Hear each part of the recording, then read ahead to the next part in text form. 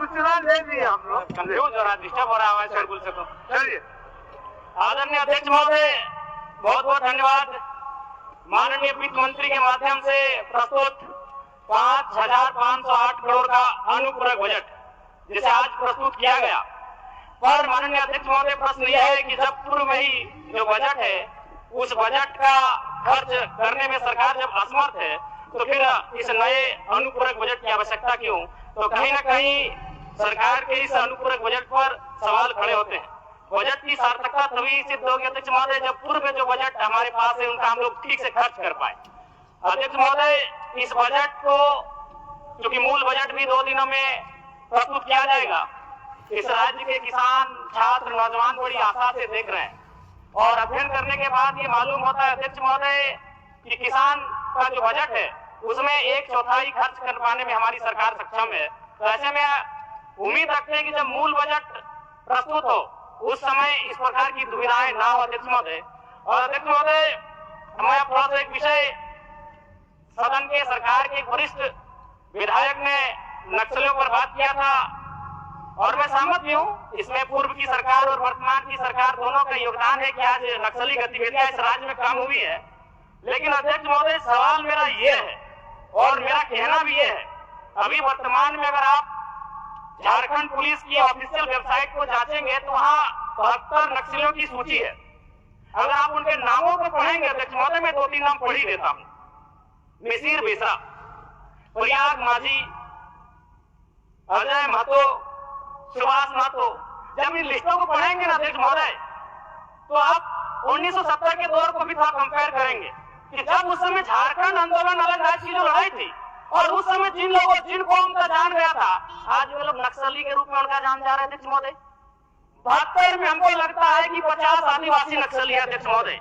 मेरा कहना यह है, ये राज्य आदिवासियों का, जंगल आदिवासियों का, दलमा का पहाड़ आदिवासियों का, पारसनाथ का पहाड़ आदिवासियों का, लुगू बाबा का पहाड़ आदिवासियों का और नक्सली भी आदिवासी अध्यक्ष महोदय। खामियां कहां रही? आखिर क्या कारण रहा कि एक आम आदिवासी नक्सली गतिविधियों की ओर प्रभावित हो? अध्यक्ष महोदय, बहुत ही गंभीर विषय है। मैं उस पर प्रकाश डालते हुए, मैं आज से लगभग 18 साल पहले इस देश के एक सम्मानित अखबार हिंदुस्तान में एक पत्रिका छपी थी, 17 तारीख 2 महीना 2007। उसका शीर्षक था अध्यक्ष महोदय, माओवादियों ने बांटी हजारों एकड़ जमीन। अध्यक्ष महोदय, मैं पारसनाथ की तराई से आता हूँ। जब नक्सली गतिविधियों का प्रश्न आता है तो सबसे पहले लोग पारसनाथ को देखते हैं। आज गांव में लोग क्या कहते हैं मालूम है अध्यक्ष महोदय कि 1990-95 में, मैं पुनः कहूंगा, मैं नक्सलियों का समर्थन नहीं करता हूँ, उन्हें असंवैधानिक मानता हूँ, उन पे कार्रवाई होनी चाहिए, लेकिन मैं गाँव से आता हूँ और गाँव की बात कहता हूँ। गाँव के लोग क्या कहते हैं मालूम है कि जब नक्सलियों का वर्चस्व था, पीडीओ का हैसियत नहीं था 1 रुपए घूस लेने का, सीओ का औकात नहीं था 1 रुपए घूस लेने का, थाना प्रभारी थर-थर कांपते थे। यानी आम व्यक्ति आज भी अगर गोलियां खा रहे नक्सल के नाम पर तो कारण आपका सिस्टम फेल है अध्यक्ष महोदय, इसको स्वीकारिए और नहीं तो पढ़िए झारखंड सरकार, झारखंड राज्य की गृह कार्य आपदा विभाग की रिपोर्ट, जिसमें ये कोई पुरानी रिपोर्ट नहीं अध्यक्ष महोदय, ये 2024 26 तारीख 12वां महीना था। कागज भेजवा दीजिए 12वां हो गया है, सरकार का उत्तर हो रहा है। मंत्री मैडम, ये 12वां महीना की रिपोर्ट है अध्यक्ष महोदय। 1 मिनट चाहते हैं क्या? जी नहीं, आप क्या कहना चाहते हैं? मैं ये कहना चाहता हूँ, आपको व्यवस्था में रह के चीजों को व्यवस्थित करना होगा। आप इस राज्य को नक्सल की ओर नहीं धकेल सकते अध्यक्ष महोदय। आप क्या कह रहे हैं अध्यक्ष महोदय? कागज भेजवा दीजिए, कागज भेजवा। मेरा कहना यह है कि एक आम व्यक्ति क्यों, मैं कह रहा हूँ असंवैधानिक लोग हैं, मैं प्रशंसा कर रहा हूँ सरकार की। क्या मंत्री मैडम, 1 मिनट का समय आप बाधित कर रही हैं? चलिए, क्यों बाधित करेंगी? क्यों बाधित करेंगी?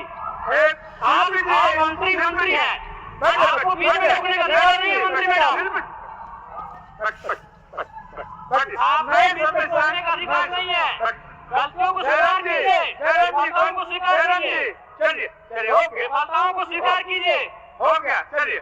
मंत्री मैडम, 1 मिनट एक समय मिलता सरकार है। का उत्तर, माननीय सरकार का उत्तर, चलिए सरकार का उत्तर।